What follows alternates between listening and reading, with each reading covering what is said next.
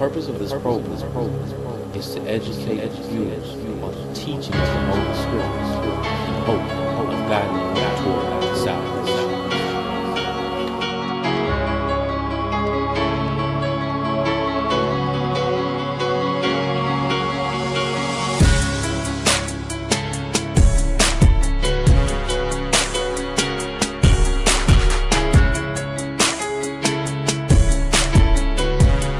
Hello, and thank you for joining us today for the Lord's Encounter, a show where we bring you the Word of God line upon line and precept upon precept in hopes that you'll receive some message, hear some word that will help lead and guide you in your walk towards salvation.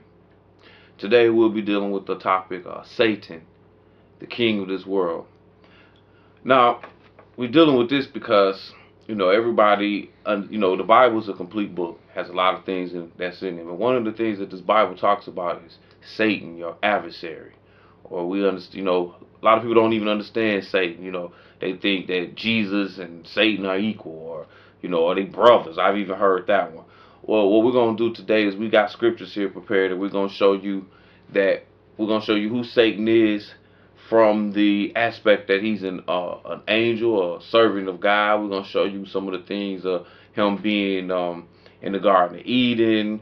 I was dealing with a sister today this morning, and I was trying to explain to her that serpent that was in the garden, that was Satan. We're going to get into that a little bit today.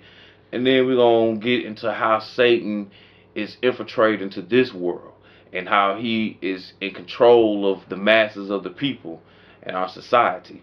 So without further ado, though, we're going to start in Mark chapter 4. And the reason we're going to start in Mark chapter 4 is because Jesus gives us a parable, and he shows us, and in this parable we're going to see like the importance of knowing who Satan is. See, because it's kind of like, if you don't know your adversary, how you going to defeat him? You know what I'm saying? And we're going to see how Satan is our adversary. And we're going to start this off at verse 14. Mark chapter 4 and verse 14. Go ahead. And he said unto them, Know ye not this parable? How then will ye know our parable? So in this parable here that he told them about the seed and the sower, he like, if you don't know this parable, you're not going to really know no parables, because this was an important parable. We come in here to pick some things out of this parable. Go ahead. The sower sowed the sword, the word, and these are they by the wayside, where the word is sown. But when they have heard, Satan cometh immediately and taketh away the word that was sown in their hearts. See, in this parable, you had this man, and he was planting these seeds, and he planted seeds on different types of ground. And you had, I think it was four types of ground. And in this one type of ground, and what he was saying is the seed that was planted was the word. So this word was planted, and this word is planted upon people. So the word gets to some people, and immediately Satan comes, and he take that word out of their heart. And see, this is the importance of us learning about who Satan is, and that he is king of this world, so that you can recognize his actions and recognize when he is trying to take this word out of your heart. But go ahead, keep reading though.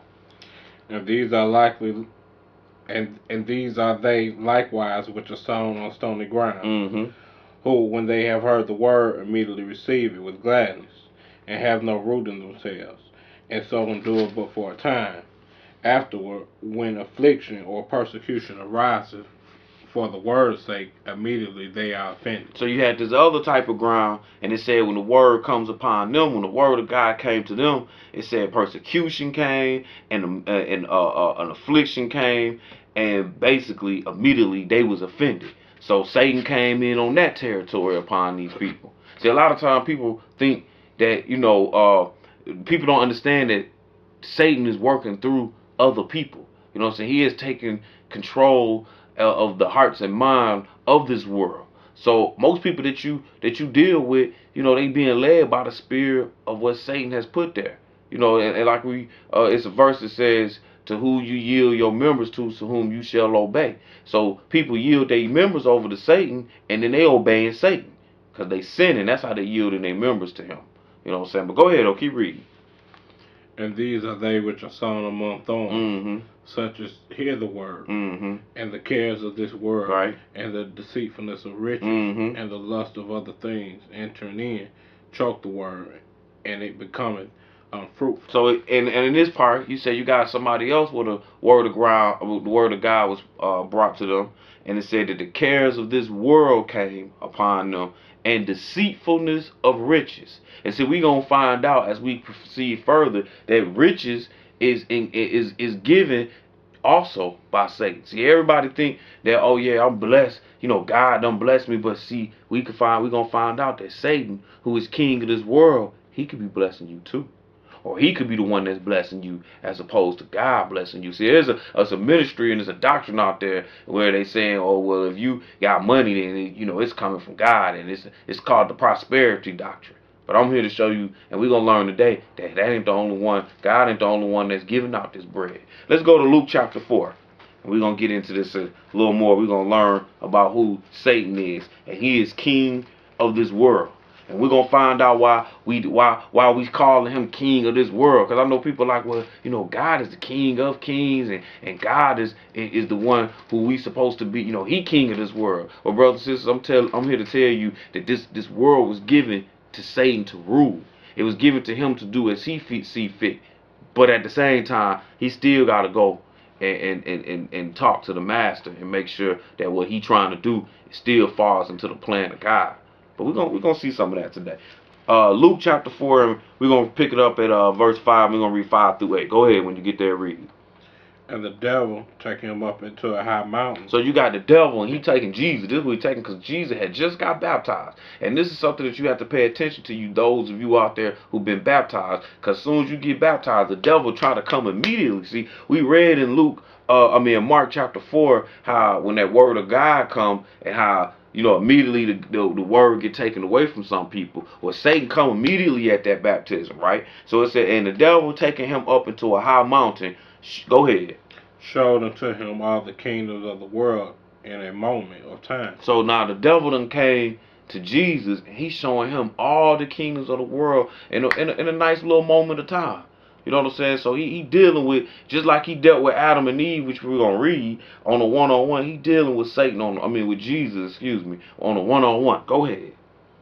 And the devil said unto him, all this power will I give thee, and the glory of them, for that is delivered unto me, and to whomsoever I will give it. You see what it just said? He said, and the devil said unto him, all this power. Now, he said he just showed him all the kingdoms of the world. He said, all this power will I give thee. He talking to Jesus.